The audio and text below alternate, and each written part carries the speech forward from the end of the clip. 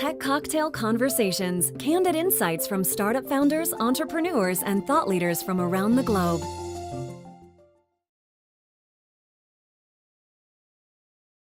There's been a lot more attention paid to data collection and sharing because of the discussions around the National Security Agency and the, some of the erroneous reporting about tech companies essentially giving data willy-nilly to the government.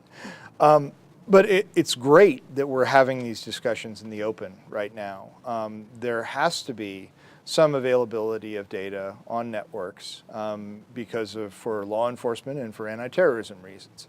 It has to be carefully controlled, and I think that that's ultimately the equilibrium that we'll get to out of these discussions. But I think it's wonderful that we're having them. Startups have to be clear about what data they're going to collect and about how they're going to share it. They want to be reasonably broad, but not so broad that they end up not really letting people know what they're doing. The abandon all hope ye who enter here privacy policy isn't something that's going to fly with most consumers. It's not going to fly with most regulators either. So you have to find a reasonable balance to strike in being complete, but not overwhelming people. It's not having a policy and not thinking about the data that they're collecting is one of the things that I see most often.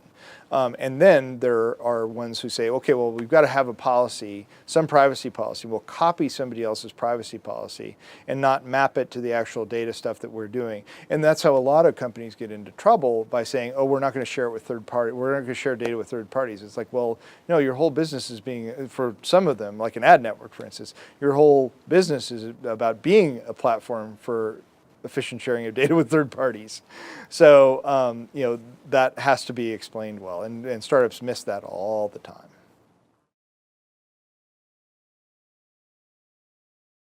The first thing to do and the most important thing to do is to find out what happened, what actually happened, and have a clear communications plan with your customers and with the press and with regulators about that.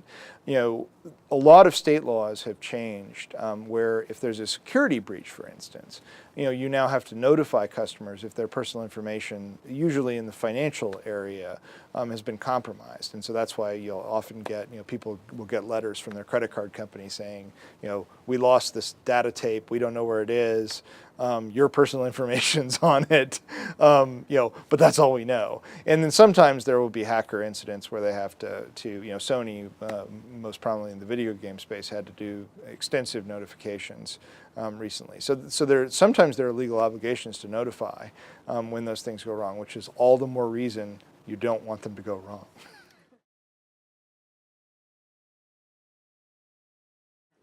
Well, I mean, one of the things that people always end up talking about with regard to Facebook and privacy is what happened with regards to the introduction of Beacon in 2007. And, there was a really bad communications plan, unfortunately, around that. And part of that was because the actual product features were still being figured out at the very last minute, when it got rolled out. But if you look at what Beacon was supposed to be, it exists today. It's critical to the Facebook network. It's called Facebook Connect. And that's what Beacon was really supposed to be. It wasn't an advertising platform. It wasn't, this sort of nefarious attempt to snarf personal data off third-party sites without anybody knowing about it. It was the ability to interact with those third-party sites in a meaningful way and get that data back to share through the newsfeed on Facebook with people's permission and control.